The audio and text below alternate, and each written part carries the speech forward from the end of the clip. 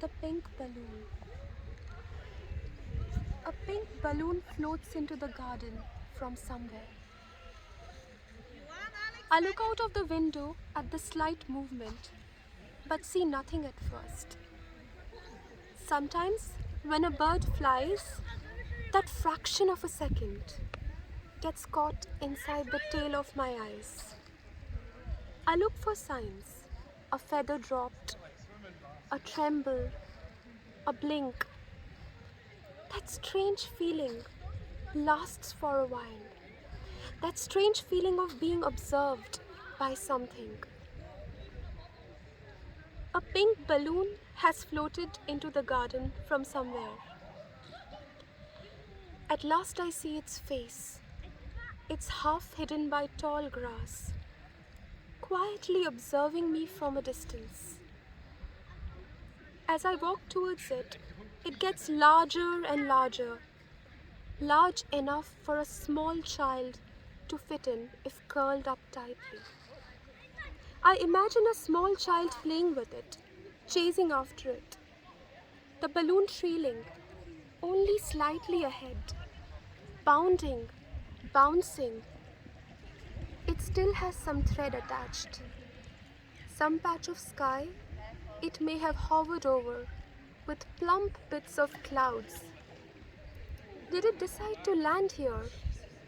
Or did it just fall? Does it want to come inside? When the gardener arrives, he kicks it about for a bit. For some reason, my heart stops. He turns around to look at Kay. Kay is taking out one of the bins. He does this every Friday. He has set up a reminder, so he never forgets to take the rubbish out. They end up talking, the gardener and Kay. They stand at the edge of the garden in the dappled sun, discussing one particular patch where the weeds have taken over. Sometimes I join them in their many conversations. But today I can hear the gardener discussing his 11-year-old daughter. Again, that sort of puts me off.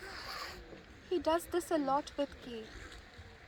The balloon watches them silently, bobbing up and down in the wind.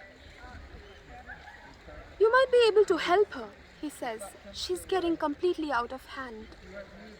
He bends over and beheads one particular fuzzy flower, then pulls it out by the roots. Curled up roots, like the claw of a dead bird.